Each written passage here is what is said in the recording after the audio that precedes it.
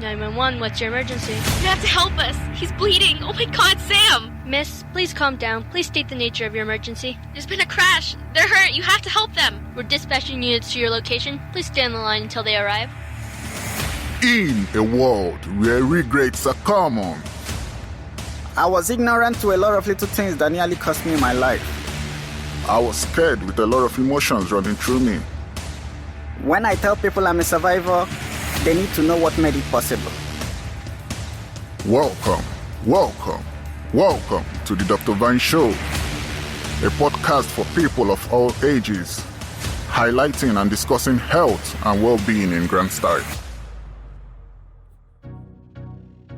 Does your immunity make you safe from COVID-19? That's a question. For every typhoid and malaria illness that develops in your body, there's a reciprocal immune response developed by the body for it. And so for every COVID-19 virus that goes into your body, there's a reciprocal immune response by your body. You can have malaria and typhoid infections, and it subsides without medications. But can the same be said of COVID-19? Of course, not every person's immunity is the same, and that explains why some people with COVID develop breathing difficulty and respiratory failure, leading to death, while others remain asymptomatic from the beginning to the end of their COVID-19 infection. We shall see why in the intensive care unit section. DICU. Listen to the health topics discussed intensively, the very important topics dissected into details. Get informed, stay informed.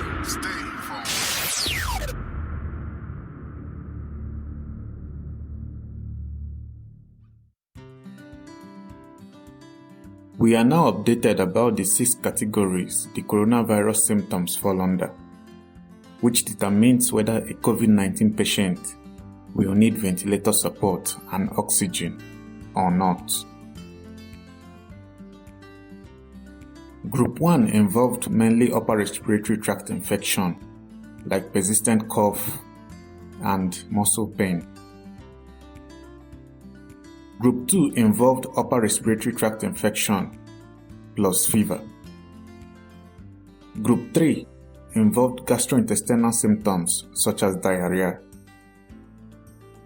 Group 4 had early signs of fatigue and chest pain as its symptoms.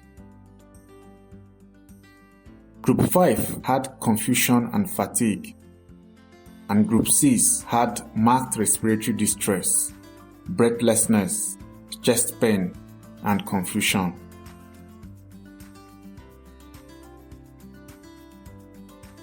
Now that we know that the virus has effect on many organs and systems in the body than thought, how does our immune system try to eliminate the virus?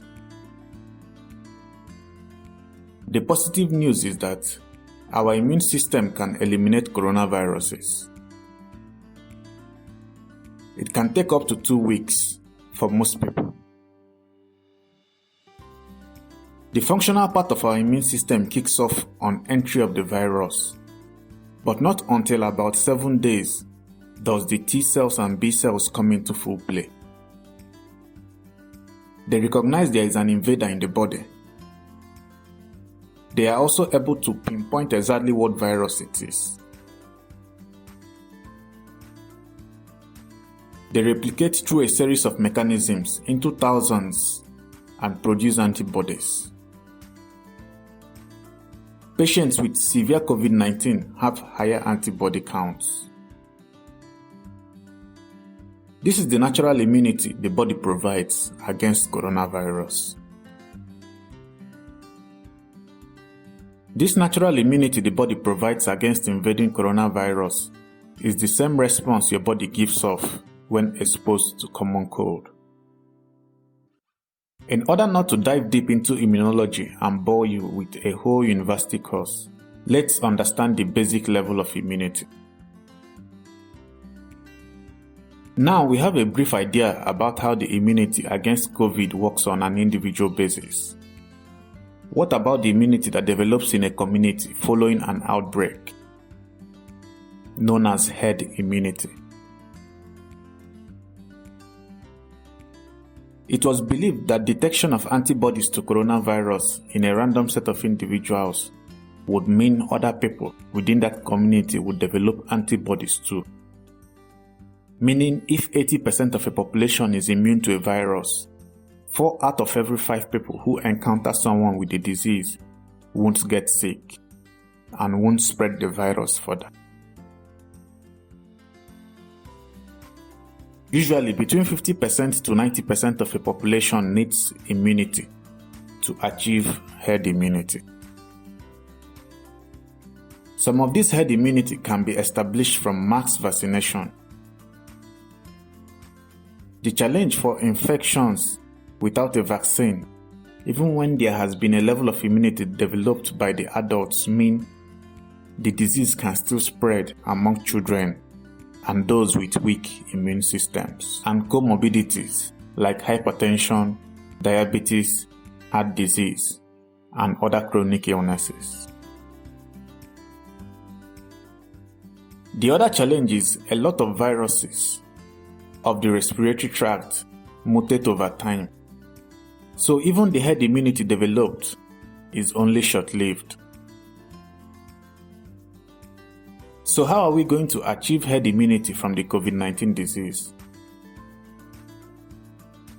It is easier said than done.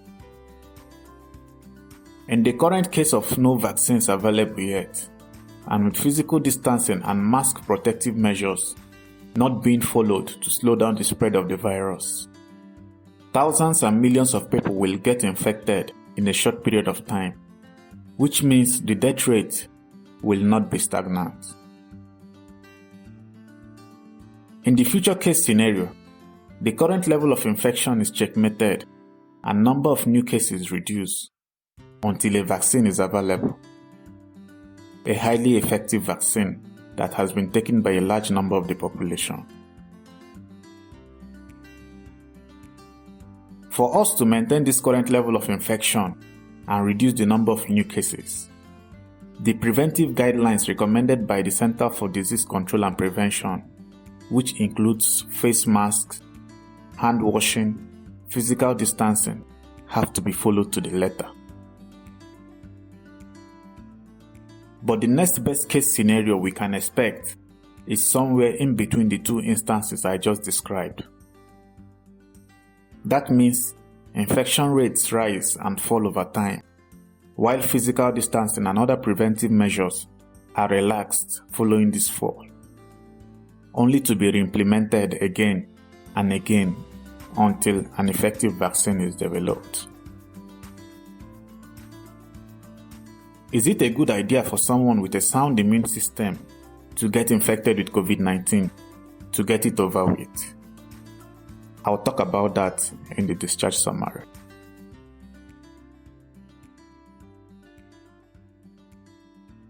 The discharge summary, your top 5 health prescriptions. Welcome to the discharge summary. 5 reasons why you shouldn't consider getting infected with COVID-19 just to get it over with. First, this is a disease with high fatality rate. Secondly, people without chronic illnesses have also been infected and died, though lower as compared to people with comorbidities. Third point, there is no accurate way to measure your immunity. Fourth point, you cannot decide the virulence and severity of the COVID-19 virus you get or you acquire. And lastly, hospitals are filled with COVID-19 cases, and you may not get a bed if your case becomes critical and severe. So be wise and prevent it. I'm Dr. Vine.